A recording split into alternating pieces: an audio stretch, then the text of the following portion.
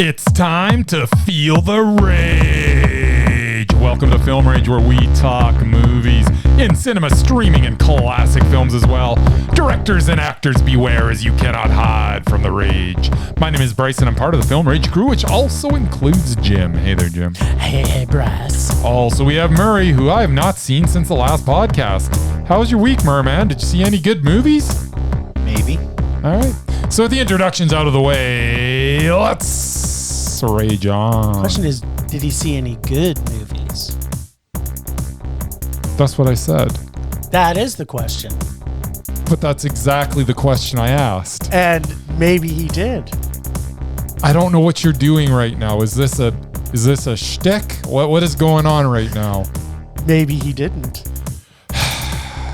All right. Well, thanks to all those who've been supporting us. Oh, that's yours. You love their independent podcast. Please like, subscribe, share, and give us a 5-star rating on your listening platform. Or support us and join the Join the fudge? Join the fudge. Man, we sure have gone to hell after episode 200. Join the fudge and the Film Rage community by joining a membership. buymeacoffee.com/Film Rage YYC. If you cannot commit to a membership, you can still buy us a movie rental and dare us to see a terrible film.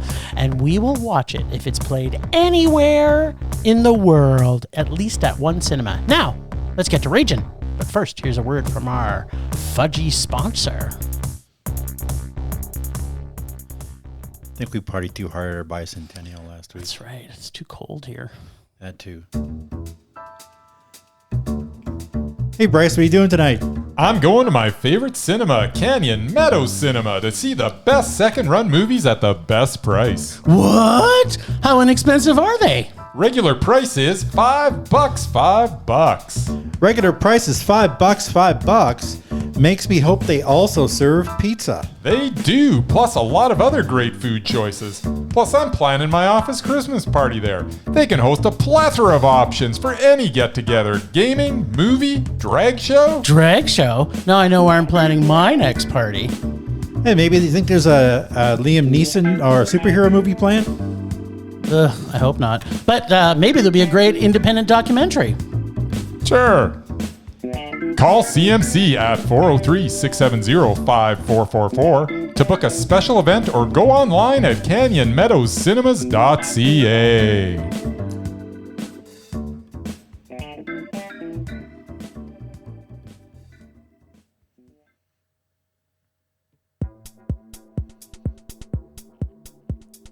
I think Bryson's asleep. This groovy music is kind of fitting for this gloomy day we have outside. All right, then. Feeling pretty good. Are you? Yeah. We got to see a few things in cinemas this week. Few actually refers to usually, I think, more than two, and we did. Is this a stick you're doing right now? Kids, Bryce can count. Is this a stick you're doing right now? Yeah. How's it coming off? It's coming off good. I like it. Good. All right. So one of the few films that we did see happened to be the biggest release this week. Oh. Which happened to be what? Transformers: Rise of the Beasts. Woo! All right, Transformers: Rise of the Beast made me laugh once and cringe for the rest of its 2-hour runtime. The fact that it made me laugh intentionally once is a giant step forward for the franchise. Mm-hmm. When our human hero Noah introduces Transformer Mirage to his little brother as a friend from work, and Mirage, voiced by Pete Davidson, replies, "Work friends, but you've been inside me." The ironic thing is apparently the only thing I found amusing in the entire movie is the one thing that Paramount executives wanted to cut as they felt it was too racy. What a bland world we are destined to live in as corporations afraid of offending anybody take over the world. Anyhow, the rest of the movie was a lot of CGI with robots battling each other and plenty of silly car chases and some of the worst dialogue ever written. I thought that maybe since last time Michael Bay handed over the reins to his beloved franchise to another director, we got Bumblebee, which isn't part of the franchise. It is. It's with Transformers. He was in this movie, for crying out loud. What? Bumblebee. Yeah, was not that bad. The Beetle. On the back of John Cena, who made it watchable. It isn't good, but it was watchable.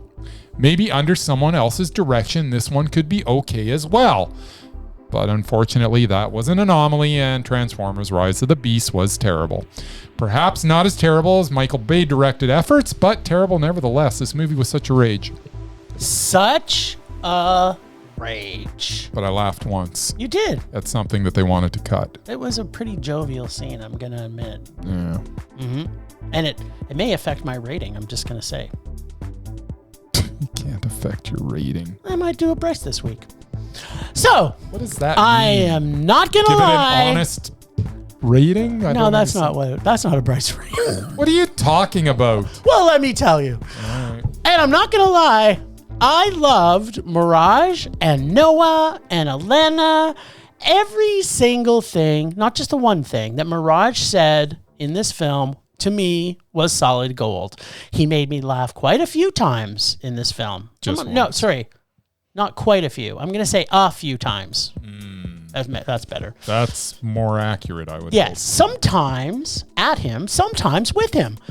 This is a heartwarming story of one man's love of his brother and fighting for universal health care. Yeah, what is that? Or maybe saving the world.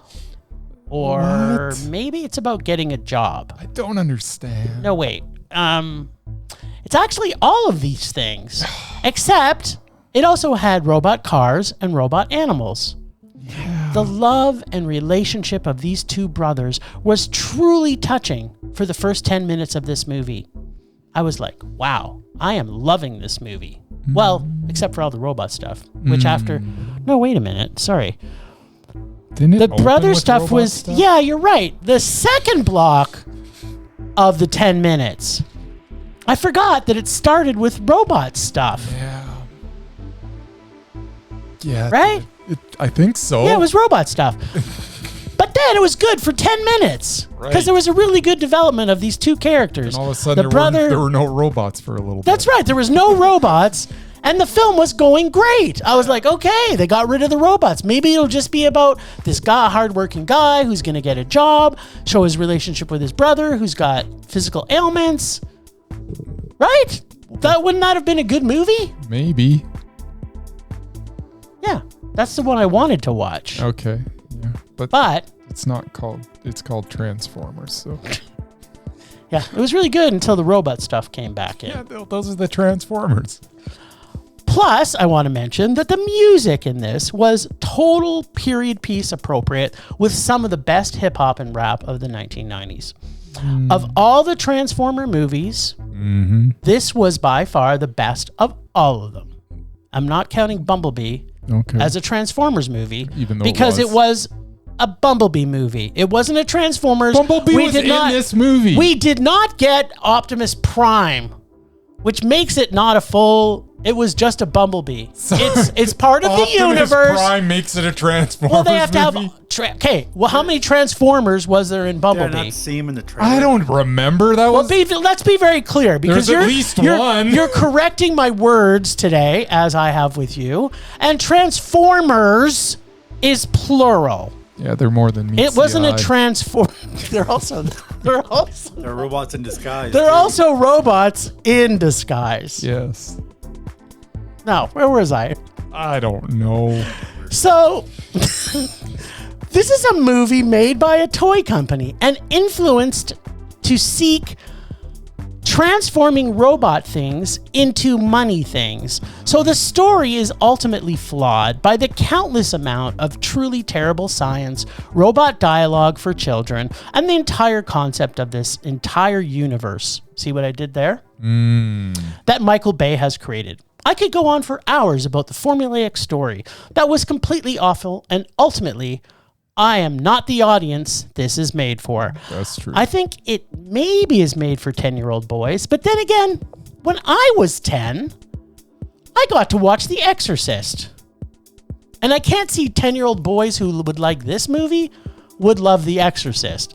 I'm just not seeing it. Nah. So ultimately, apparently I wasn't the target for this even at 10. That's my thoughts. But Okay. what do I know? Also, every single word that comes out of Optimus Prime's mouth was so fucking annoying that I either wanted to throw up or punch him in the face. He was such a whiny little bitch the entire movie, but when he wasn't whining, he was spouting out the stupidest dialogue, and then it rubbed off on the cool gorilla robot guy dude thing. And then it was a battle of who could be more annoying, the monkey robot or Optimus Prime, whatever he is. You just hurt your Truck robot. You'd be an Autobot. You're just gonna hurt your hand if you punch Optimus Prime in the face. So. But not if I had like something on my hand, like Thanos's fist or if you something. could have that cool thing that Buddy had on his hand. That shoots lasers and stuff. Yeah, I want one of those. Then I would punch him in the face. You could have the thing that Free Guy had. Yeah, that too. The Hulk arm with the Hulk Captain arm. America shield. I want a Hulk arm. That's any one of those would Free do. Guy part of this universe? Just saying. Maybe. He had one. Hulk, maybe Hulk 2. I don't know. Which universe? I don't even know what Hulk universes 2? are anymore. Who's Hulk 2? Well, it's like Hulk 3. They one of Iron Man's stupid fists. Then I want to. You know what? Was Iron Man in this universe? As long as there's fisting going on with me and Optimus Prime, that's all that matters. I'm sorry. What were you saying? I was saying that he was so fucking annoying that I wanted to fist him, but in the face, not in the right place to be fisted. I got your number. Yeah, especially when we're talking about fisting. So, but I will leave you with, as Bryce has already left it on the table, but I will repeat it for all of you to enjoy. Friends from work, but you were inside me. Apparently, on Reddit, there is a thing now that you want to try and remember a line from the Transformers when you're having an orgasm. This, of course, topped my list for that. What? And for that line and the Reddit phenomenon alone, this children's movie will forever introduce to a male live action character to male robot characters to the world of anal for years to come. And for that reason alone, this makes this movie a mondo. I hope every child in there got the joke. All right. The line was worth it. The line I made loved a it. mondo? Yeah. One line made it a mondo. Okay then. So that's my Bryce moment. But not really. This movie is so terrible. This movie is so awful. But they had such a great movie idea. The concept of the two kids. Anyway, we got more to unpack on this. What did Murr think? I'm sure he must have seen this. He loves robots. Hell no. You didn't see For this? me, the Transformers died in 1984, and I am happy to have never seen anything since. You're pretty lucky. Yeah, no, I wasn't paying money to see this crap. Sorry. I don't blame you. I wish I didn't pay money to see this crap. If it was the only movie playing, maybe. Yeah, But when you added more movies, that's right. you took away my Options. option to actually have to see this. There you go. So yeah, there's something about these movies. It's just there's so much CGI stuff happening. But you know what was so interesting is that all the cinematography in this film was amazing. It's a well-made movie. Even the CGI was.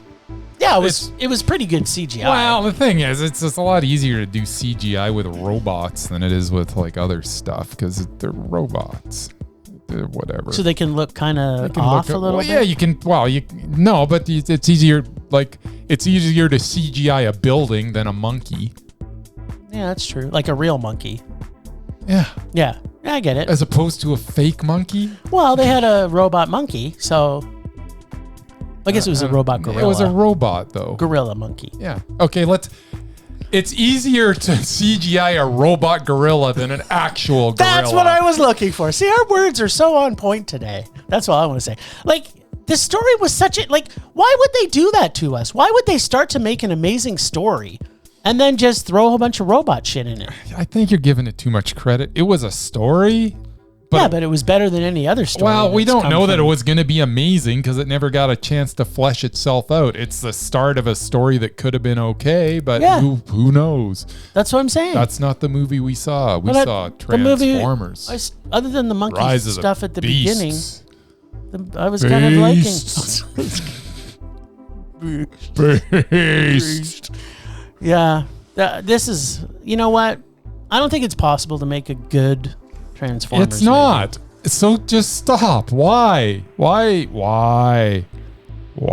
don't know. I thought after the last one, which was, it was the absolute worst one I'd ever seen. Yeah. It was so terrible. Yeah. This was the best of them. Yeah. Other than Bumblebee, which apparently doesn't count. No, it's part of the universe, but it's not a Transformers. It was terrible too, but It's not a Transformers movie. It's a Bumblebee side project. anyways, It's kind of just like the Fast and the Furious. The Hobbs and Shaw is part of the same universe, but it's not a Fast movie. Otherwise, this movie we just saw would have been Fast 11. okay. Start talking about another movie. I don't wanna believe they talk would about call this that an anymore. origin story. There you go. Sure. Is that what it was? What? Sorry. Well, yeah, like in the Marvel universe, all those characters got their own movies. They Right. were origin Oh, stories. so you think they're trying to give everybody?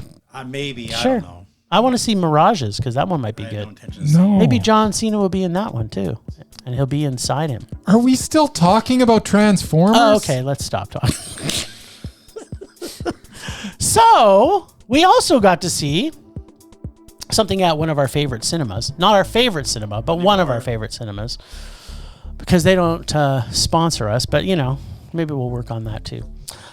We saw Without Precedent, the supreme life of Rosalie Abella, or Rosie, as her friends may call her. Rosie. This doc is the epitome of what a Canadian doc feels like. And although Rosie is compared to the US version of the notorious RBG, unlike the recent doc about RBG, this is not very sexy and is very grounded in Canadian simplicity. It is. It is funny because as I was watching this film, I was kind of like, she is kind of like our Canadian version of RPG.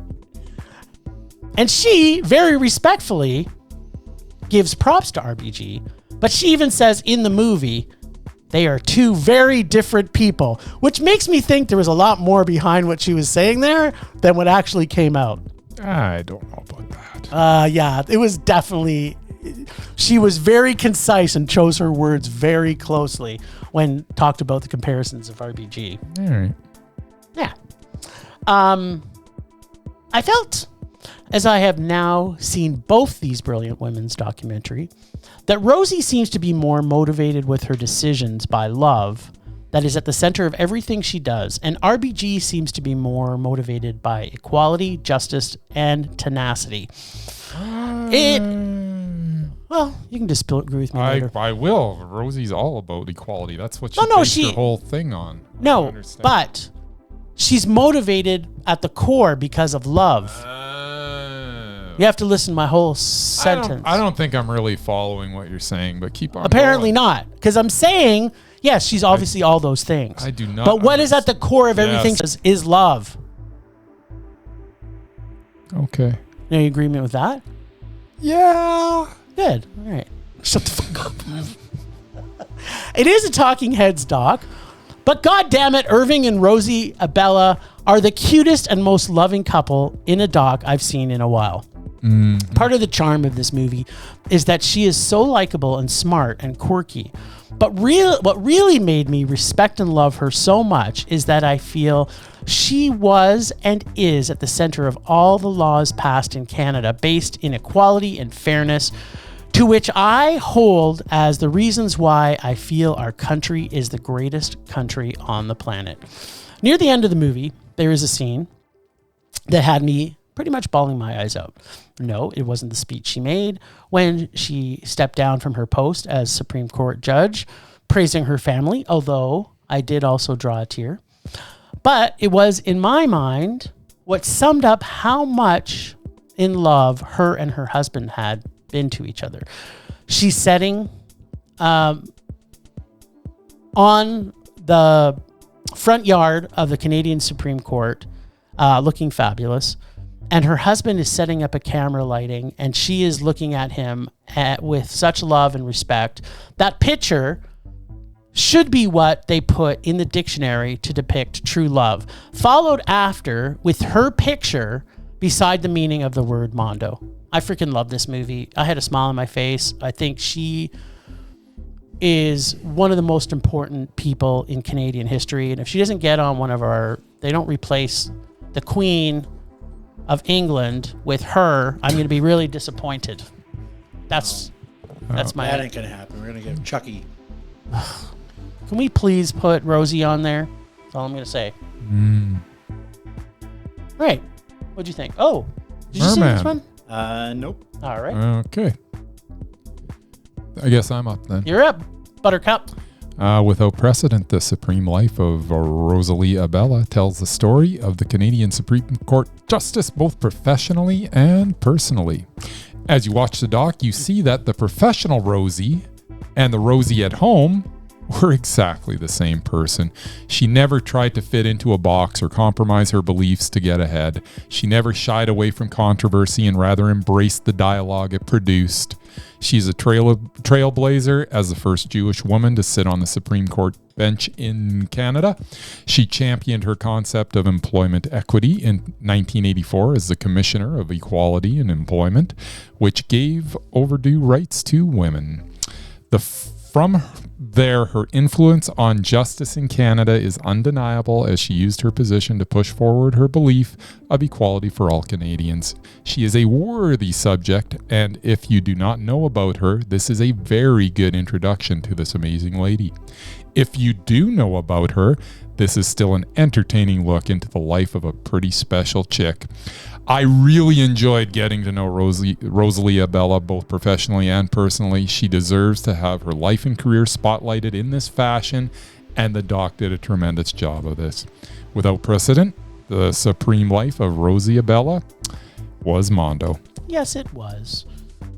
I just couldn't get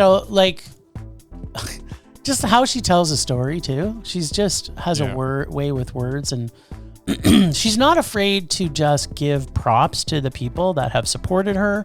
And the number of prime ministers of Canada that had input on it, both from a liberal and a conservative mindset, which was kind of funny. Like I got super huge props for Brian Mulroney in this doc specifically about his commentary on her, because, you know, he was the one that had got her to go to the Court of Appeal. It was him that actually placed her in the Court of Appeal, and everybody was kind of questioning him as to say, you know, why are you putting a far left liberal judge as onto the appeal court? And he said, because it's Rosie. Yeah. And that was kind of the comment to everybody. Like, it was like, they kind of just knew, like, if you deal with this person, you are getting someone who, again, in my opinion, everything she did came from love, but not just love of her family, which she also showed very, very succinctly in this, but also showed her love of humanity. She cared for everybody, every person that was before her. She really wanted to understand. And that's the thing. She always wanted to see it from every angle, and you know, she would try to put herself in those,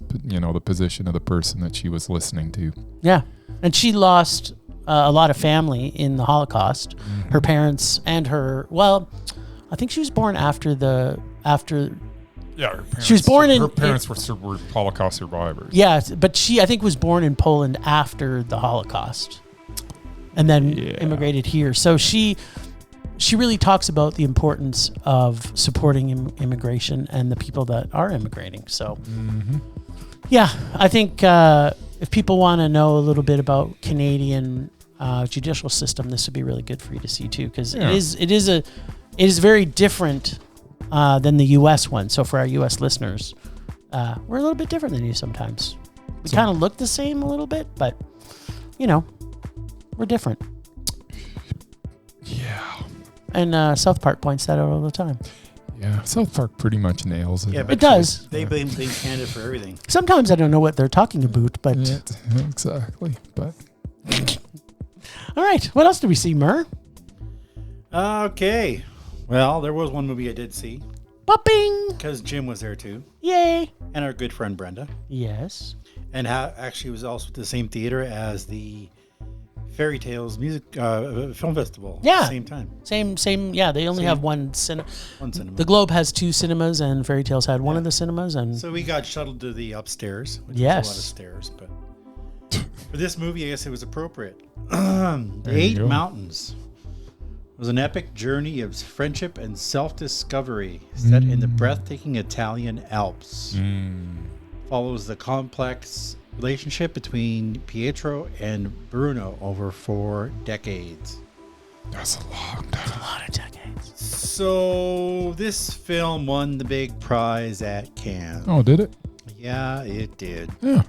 I normally wouldn't have gone to it, but since Bryce added to the list and it was playing at my favorite art house cinema, Yeah, I was going. I decided to give it a shot. Mm.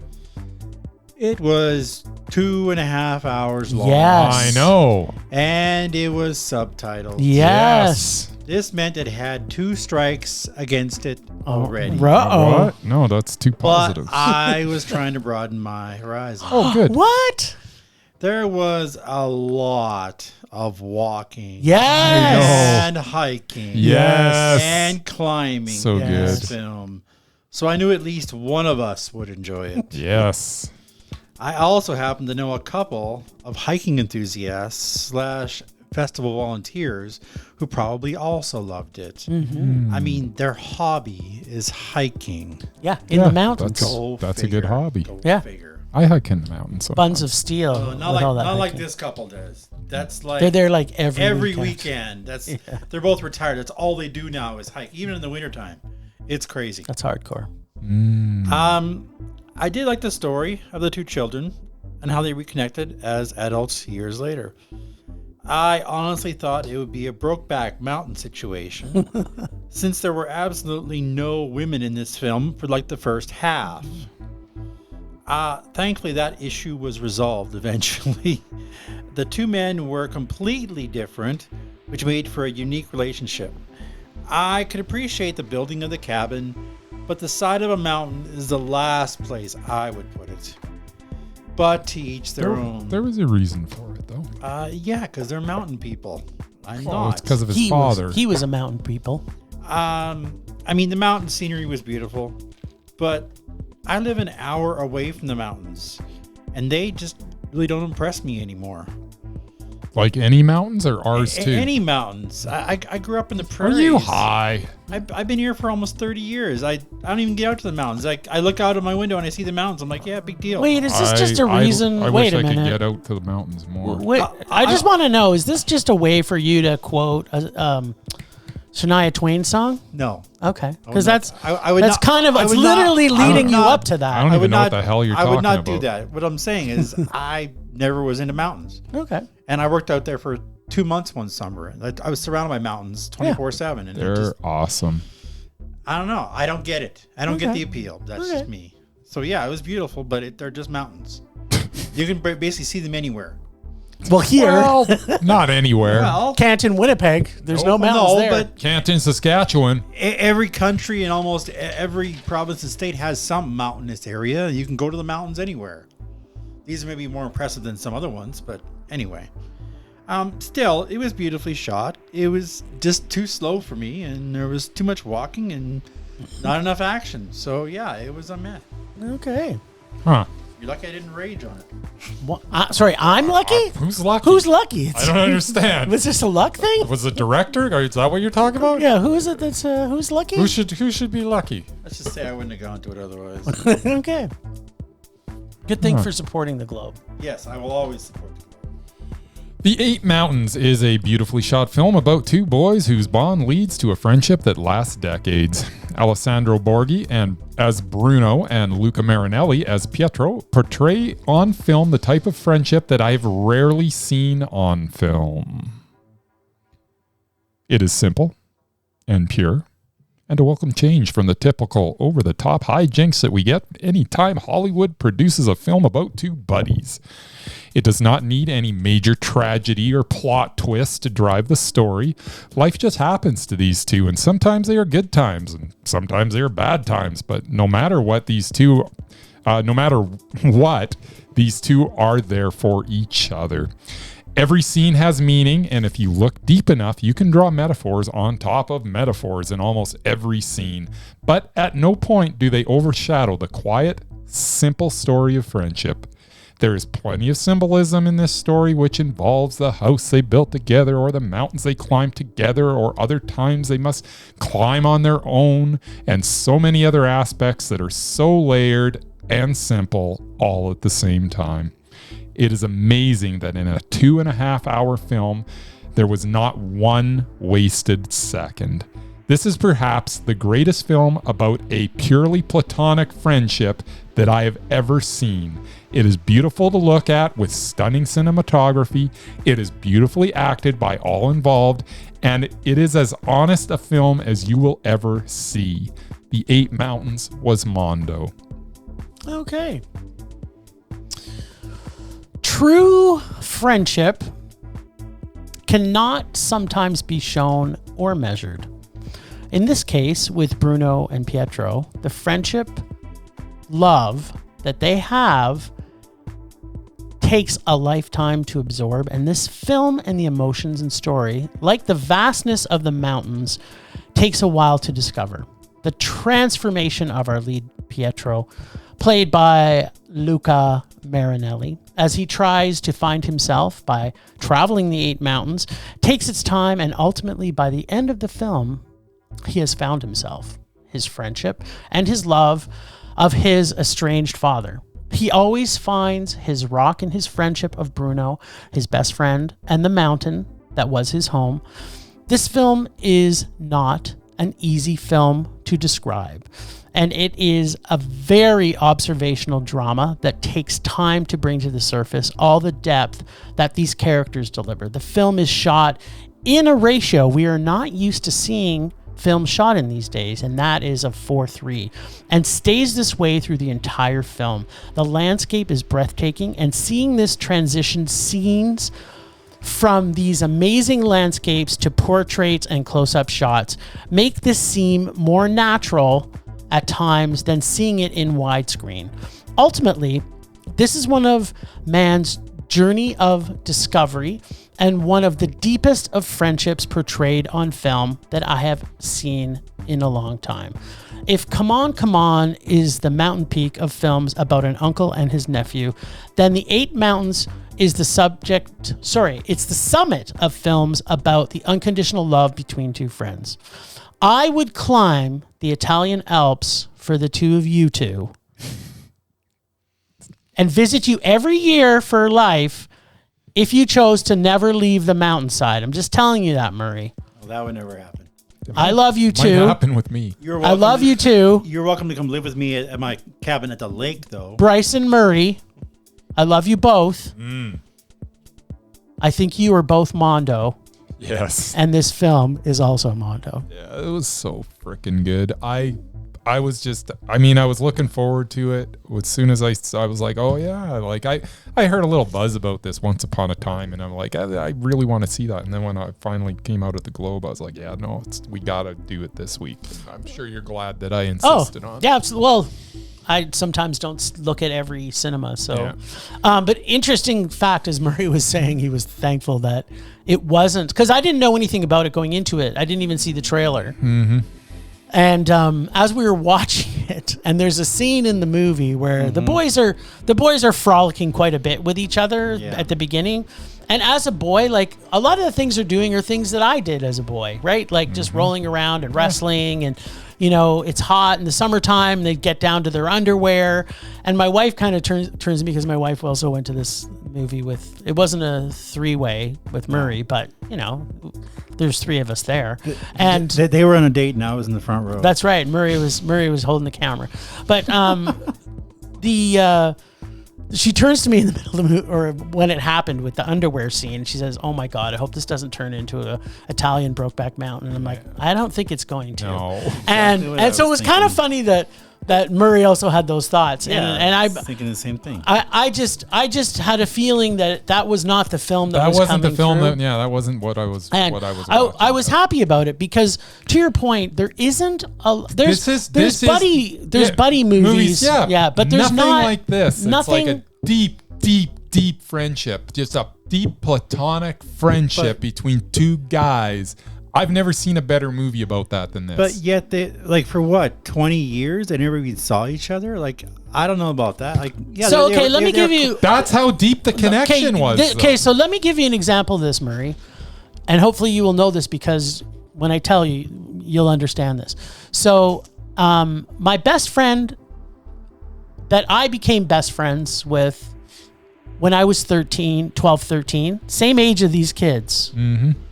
Is still one of my best friends today. Mm-hmm. And I did not see him for 25 years. Yep. And when we met up with each other again after 25 years, it was like there wasn't a moment of time. And it's Jamie, so you've met Jamie. And I would literally go to the ends of if Jamie said to me, I need you here in Toronto tomorrow, I would drop everything I'm doing and I would be there. There would be no question about it. So to see a film that, to me, it was a very emotional film for me because I was feeling all that emotions that I had when I hadn't seen my friend for 25 years. And that's what I mean about you two. If we're ever not doing this podcast, I will go to you every year to see you. I won't go see my parents, but I'll see you guys. We're going to be doing this stinking podcast until we're dead. That'd be awesome. I hope that we're all in the same nursing home. Well, Bryce will be in Cuenca, so we'll have to go. We'll have to see how we can get to Cuenca from Cuenca. Bryce will own his own mansion by that time. I doubt maybe. it. In Cuenca? And we'll have to go live out in the guest house. I just want to live in... I don't want to be your pool boy because I'll be too old, but I want you to have a pool boy. Can you do that? No, I can't. Oh, all right. Yeah, so this film is amazing. I think everybody should see it. If you like Friends, or you have a friend that you feel dear to, or you know someone that has a friend. Yeah, because Bryce doesn't have very many friends, but he knows people that have friends. I have acquaintances. Yeah, he knows me. But yeah, and Murray and I are really good friends. Friends by association. That's right. Sure. Exactly. That was a good week. We had a big mix. Yeah, well, I had 2 Mondos and a Rage. That's what I had. It was a Rage sandwich. It was a bit of a Rage sandwich. Mm-hmm. With Rage in the middle. Whatever. That's right. Extra juicy. Except for we should have reversed the order then. The Transformers would have been in the middle. We messed up our sandwich. Rage Mondo. Well, if you guys had gone to see just that one film on Monday, I may have joined you. But I was not going to see both. Well, you could have just came and saw the one. And then left. Oh, well. There you go. I have no music. All right. Well, Bryce. Can we actually? Okay, just That's fine. No. Use this. No, we are getting you music. This is something that can be. Okay, you know what? While we're waiting for the Merman Minute, I am on this. Don't you worry. No, we don't need anything else. Things are gonna work out just fine. While we're waiting, took everything off last week for our Mondo 200 and didn't. That's right. I forgot. We don't need it. There was so much Mondo 200. The minute doesn't matter. No, it does matter. It matters a lot. I don't know. The good thing for our listeners is that you will know. Yes. Is that as Bryce is looking for this, and I'm trying to make you think of other things we're switching music. It's like we're done. It's like I want to tell one of my favorite. I want to tell one of my favorite Merman. We're under a minute away from the Merman Minute. That's right. I want to talk about one of my favorite Merman moments from my past. Yes, absolutely. So. Murray is the type of person, before he lost his job after his career, but before he did that, he was the type of person that would literally give the shirt off his back to somebody. Okay, and it could be somebody he didn't. He did it. Yeah. He did that at the film festival that I met. I literally given clothes to people who didn't have them. That's right. I've literally seen it happen. So when people say the expression, that person would give them the clothes off their back, I've actually seen Murray do it. So, All right. Because I grew up poor, and I was instilled into me at a very early age to give when you have. yeah. And you still do. Unfortunately. To this day. Yeah. That lines up perfectly for this moment right now. But whatever. Anyway, speaking of my childhood, this is related. Rather than waste my time with another ridiculous movie about fighting robots, Nice. I chose to see something a little more serious and a lot more important. What? I went to see Bones of Crows. Oh, nice. A Canadian film about the human rights atrocities of residential schools in the early 20th century. Nice. Since these two claim to have seen it at SIFF, I was on my own. He was. This film had a very personal connection for me.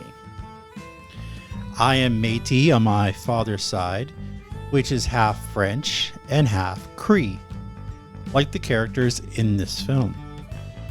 For the first 8 years of my life, I grew up learning about religion and the history of my ancestors. No wonder I grew up with a loathing for the Catholic Church and organized religion in general. I have that same loathing. Yeah, but I was a French Catholic in the 70s. It really sucked. You should have like 700 siblings. Yeah, this film showed me that it was a lot worse than I ever imagined. It doesn't matter how much the Canadian government or the Catholic Church apologizes, it will never erase the painful memories of the survivors. I feel their pain. As for the film, I thought it was incredible. I normally don't like stories that jump around to different time periods, but I had no trouble following this one. I am quickly becoming a huge fan of Grace Dove, who was incredible in this film. The only other thing I really have seen her in was a TV series set in Alaska with Hilary Swank, where she played a native reporter who investigates missing and murdered Inuit women. And she managed to outshine a 2-time Oscar winner in that. I guess she was also in Monkey Beach, which I vaguely remember. Yeah, I remember that too. I will definitely be watching out for her next project. This film affected me very emotionally, especially at the end with the testimony of the survivors. I feel like this film barely scratched the surface of the topic, but it was so good, and I feel like every Canadian needs to see this film to understand the issue more clearly. Of course, it was a Mondo, and since there's no Cree word for that, I will say it was amazing, or Tamamaskatamik. Nice. Which is Cree. Very cool. All I have got.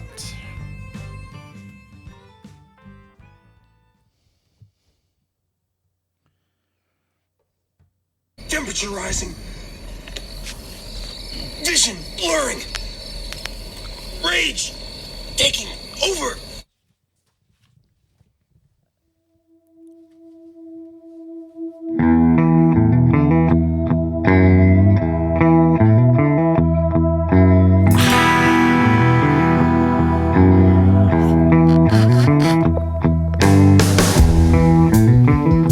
Oh, sweet rage. My rage is so easy and simple this week. I've hated every single Transformer movie that's ever been made, including Transformer adjacent movie called Bumblebee. And I don't want them to make any more. That's my rage. Michael Bay, you have infected the world with your disease. I despise you, and I despise Transformers movies. But I do want to be inside that car. Nice and simple. There we go. Oh, and also, Oh, I thought you were done. I was almost done, and then I remembered how fucking hot it was in the cinema when we went to go Again? see the movie. Yes! It was a good thing I wasn't wearing underpants The because other reason why I didn't join you. that's Because of the venue that you chose. that's right. Although I did take my shirt off in the dark. Bryce go. was afraid to look, but it was so fucking hot in there. Yep. And we were the only two people in there. There, I'm done. There you go. You sure? Yeah, I'm positive. Sometimes you if- say you're done. I kind of don't want to be done. I have other things. You could. Right now, you're triggering me for something else, but I'm going to pass the baton. Mine will be very, very short, unlike yours, which is never short. Even when you say it's short. Start yammering on and on and on. Just get to the point. Sounds like yours is pretty long, too.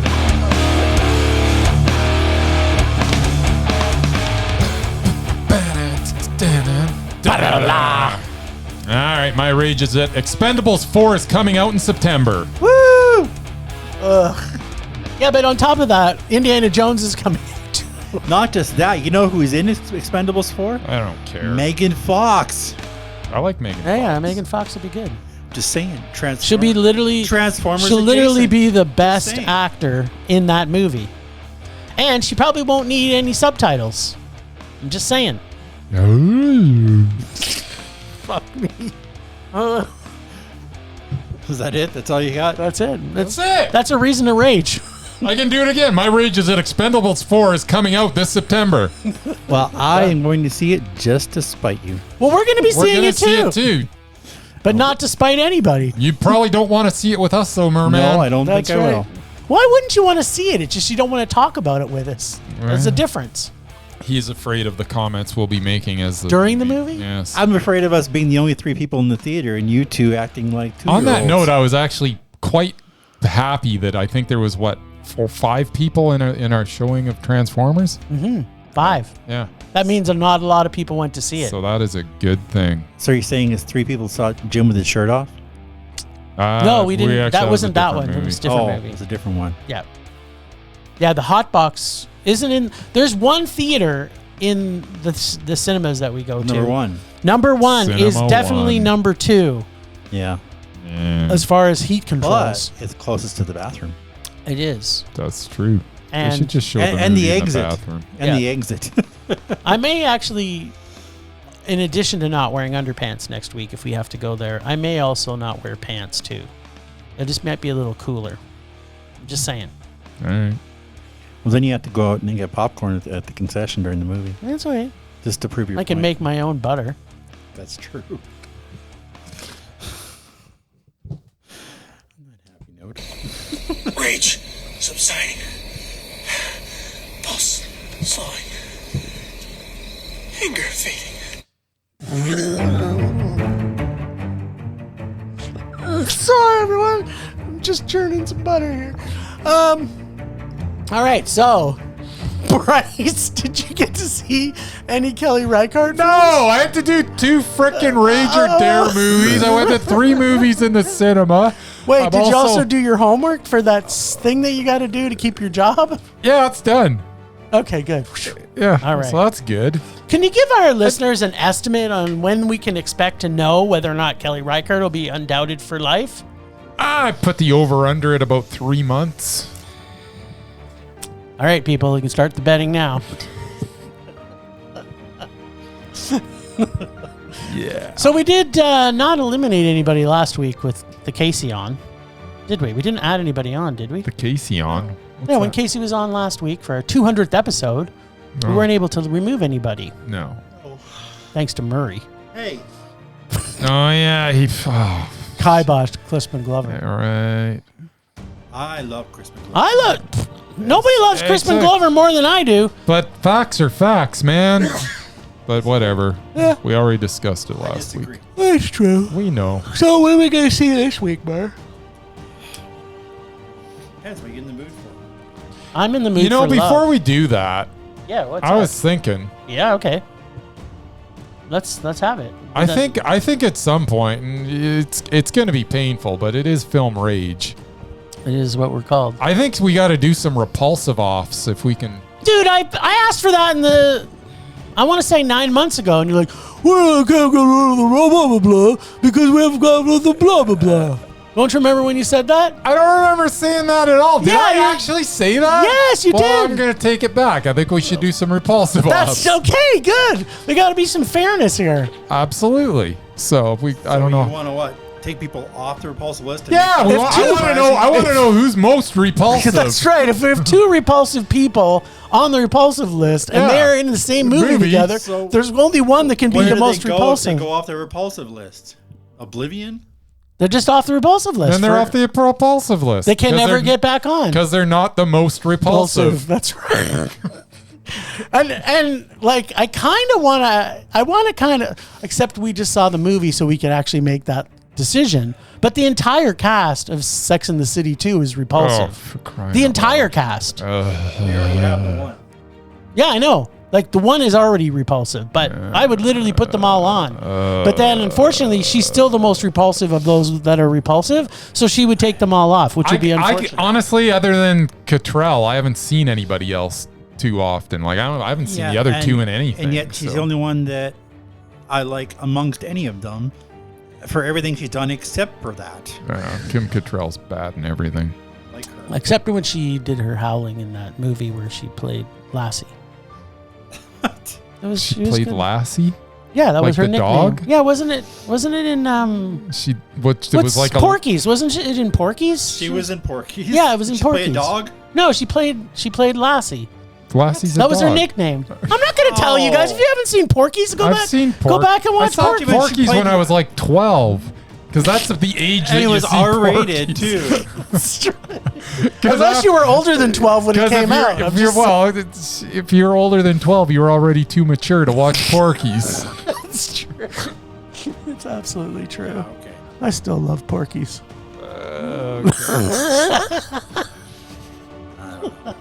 I didn't get past 12. Okay, so All right, so what are we going to do? but yes, We've given Murray a new charge, though. He's going to be, Yeah. he's going to have to find us a repulsive off. yes.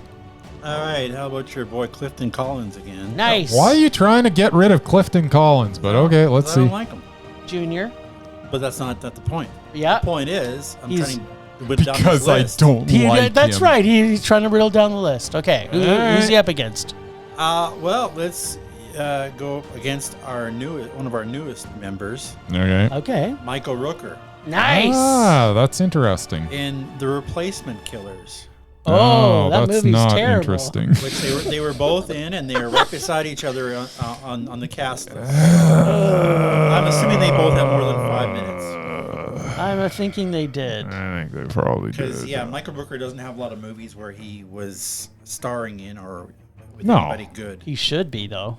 Just saying. Every single movie he's in, he should be starring He's in. awesome. Because you know what? He's pretty mesmerizing. Yeah, this would be a good challenge. The Replacement Killers. That's like Chow Yun-fat and Mark Wahlberg or something, Oh right? yeah, Chow Yun-fat. Like I remember when that came out and I saw it in the cinemas. I was like, oh my god, it's gonna be so I know, good. We're getting, because getting an English Chow Yun-fat movie. I mean, he can probably Pull it off? Pull it off, and it's not good. there was no. I saw this in Edmonton, by the way. All you Edmontonians. I've seen lots of stuff in Edmonton. Really? Yeah, that's where my grandma lived. That's grandma. where I my saw. grandpa. That's where I saw the first Cool. Spider-Verse. Nice. Although right now I can only think of 2 movies that I've seen in Edmonton. I saw it at the One that was- mall they have. One was The Usual Suspects. Okay. Saw that for sure in Edmonton. Nice. Did you see it with your grandma? No. All right. And the other one was Raise Your Voice, starring Hilary Duff. Well, there you go. Yeah, I remember Good for seeing you. that in Edmonton. Wasn't she great in that? How about Hilary the Duff's church awesome. choir? I love Hilary I kind of Duff. want to put her on the mesmerized. She's totally mesmerizing. Another one that Yeah. literally she's mesmerizing, but every movie she's in is awful. It's the worst. They're so bad. But she's awesome. yeah, I agree. She's the Duff. She's the duff. She's the Duff. That's true. All right, we'll be watching The Replacement Killers for next week, everybody, unfortunately. I don't pick them. That's what they're in. Mm-hmm. If I were their agent, I would say don't do it. Yeah, me too. Hello, my sweet little ragelings. grab a snack and curl up by the podcast playing device and let your God of Rage deliver the joy you have all waited 200 episodes for. Last week, I charged our little rage magnets with not one, but 2 rages to celebrate our bicentennial episode. The boys did not want to watch Sex and the City 2 so badly that they pretended they had already been dared to see it. Apparently, not only are they masochists with a fondness for butt stuff, but they are also filthy, filthy liars. So, as punishment, they had to watch both Sex and the City 2 and the 2006 evil remake of The Pink Panther. This week, there will be no drawing of options. Bryce is on deck to see Jim's previously dared 2013 film, Getaway. I don't know about you, but I can't wait to see which of these 2 films is going to be the most painful. Just like those gum commercials used to promise, we're about to double our pleasure with double the fun. All right. All right. I'm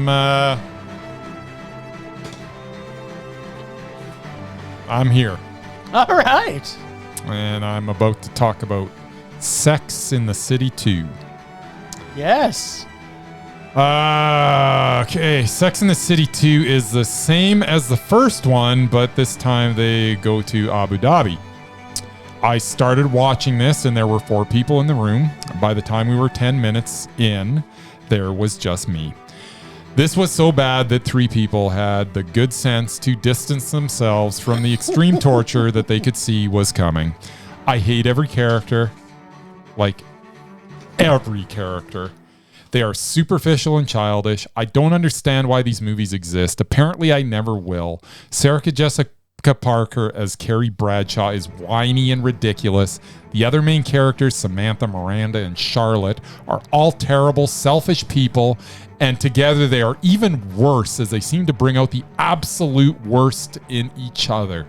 Every situation is convoluted and unrealistic, which would be fine if it were funny, but it is not. This is a putrid pile of rage. Huh, I never saw that coming. This was it was 2.5 hours long. That's a lot of 2.5 hours. I know. Were there any mountain Alps in it? Screw you, Casey. Oh, Casey. At least the Pink Panther wasn't 2.5 hours, but we'll get to that. Felt like 2.5 hours. Okay, so Sex and the City 2. Carrie, Frederica, Bethany, and Martha, the ladies of New York City, in 2 hours and 26 minutes of perhaps those are the names? most annoyingly acted. Isn't that their names? That's close enough. Oh, whatever. So. They're all names. They're all whatever. There's a Martha's Martha. My favorite. I kind of like to think that I'm the Martha of our group. Maybe a little bit for sure. Now where was I? Oh yes. In 2 hours and 26 minutes of perhaps the most annoying acted, written, and produced film of a TV show that should have been 20 minutes of an episode in a TV show. In all of my worst nightmares, I could never imagine dialogue and script delivered by some of the worst performers ever compiled, where they try so hard to be falsely woke and are basically ticking as many boxes to make them seem interesting to who I have no idea. The only people that would remotely find this interesting are people. No, wait. Sorry. I can't imagine people actually finding this interesting. It's basically a non-stop experiment in repulsiveness coupled with fashion shows, a token gay wedding, a visit from Liza Minnelli performing at said gay wedding. Wow, who could have seen that happening? And so we are only 15 minutes in of said 2 hours and 26 minutes of torture. And I'm already going, this is the worst thing I've seen possibly ever. Yeah. And I mean sheer torture. I don't watch this show for reasons already listed, but I have no idea what is happening. And yes, I was also forced to watch part 1 of this. Everything made no sense, including pretending 50-year-old women are fawned over at weddings by 30-year-old males. Then they go to the desert to get away from it all and continue to be annoyingly repulsive, but in a desert. not in New York City? Why was this made? Why is it not just an extended episode on a TV show that I'm not having to watch? Oh, that's right. It was made specially for me to deliver the greatest level of rage I can imagine for 2 hours and 26 minutes. That's right, Bryce. 2 hours and 26 minutes of completely evil sequel of a TV show movie. So painful. And we've got a few things to unpack. The shallowness of every single fucking No character kidding. who live in a world I cannot even relate to. Where do they live? They are not first world problems. They are 1% problems of ugly people both on the inside and the outside. Yeah. Perhaps I didn't mention this already, but this movie is also super racist. I was like, what the hell are they actually showing here? If they're trying to make it pro-woman, don't make that the entire culture that you're visiting is racist. Yeah. This was so awful. So awful. And for anybody to watch this movie and think, oh, that was so insightful in the character. There's no. They're all completely repulsive. This movie, titled beside it, is just the word repulsive. Yeah, it's a movie about just awful, terrible people too. Like, these are just terrible, terrible people. All of them. Like, so completely shallow. Yeah. It's Like, annoying. Oh man. The scene where she gets mad at him because he bought her a TV screen had to have been one of the most awful movies. And then on top of that, she was in her underpants, and then she goes back into the bathroom and then comes up covering herself up. I don't know. And I'm kind of like, aren't you married to this dude? If this is supposed to be a scene from your bedroom, you're going to be covering yourself. Like, it was, everything about this just made me vomit. And the funniest thing about it was my wife came in halfway and she says, why are we watching this? And I'm like, you know. And she's like, I can't take this. And she left. She watched 5 minutes and then she left. That's it. Anybody that doesn't have to watch it, how can you last more than 5 minutes? 10 if you really are a sadist. This is, yeah, you know what? It's true. Oh, We are masochists who love butt stuff. We can't stop that. it was so bad. All right, now in comparison to that, how was Pink Panther 2006? It was fantastic compared to that.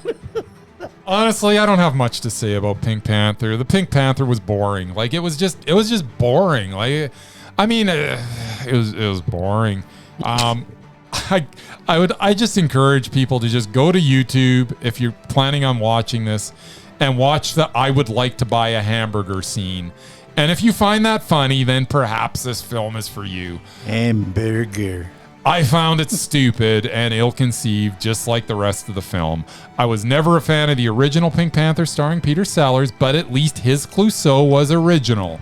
We did not need a bad impression of Peter Sellers by Steve Martin. This was not funny on any level. It was just dumb. It was a rage. Well said. Within 1 minute of starting to watch this, I was already wondering, why would they ever decide to remake a second Pink Panther? Like, there's a second one of this. Good question. So you know what's coming, don't you? I'm just saying. And so I'm kind of wondering myself, there must have been a reason why Kevin Kline did not go to the second one, because he's one of the main characters in this. Yeah. Oh, wait, maybe it's because of how annoying Kevin Kline was in this movie. He was still the worst acting of anybody in this movie. Yeah.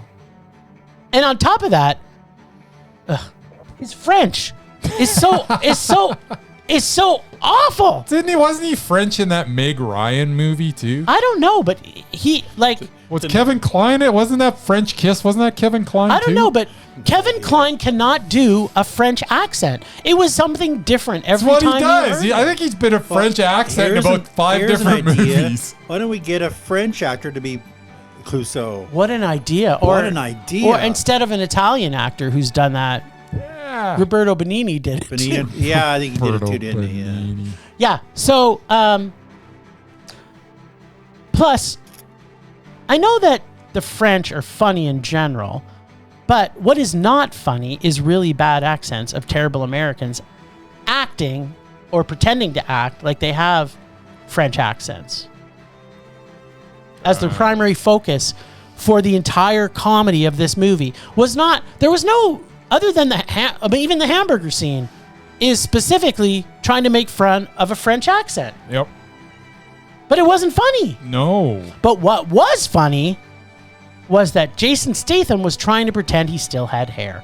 And then what caused me great duress was seeing one of my favorite French actors soil his name by showing up in this film.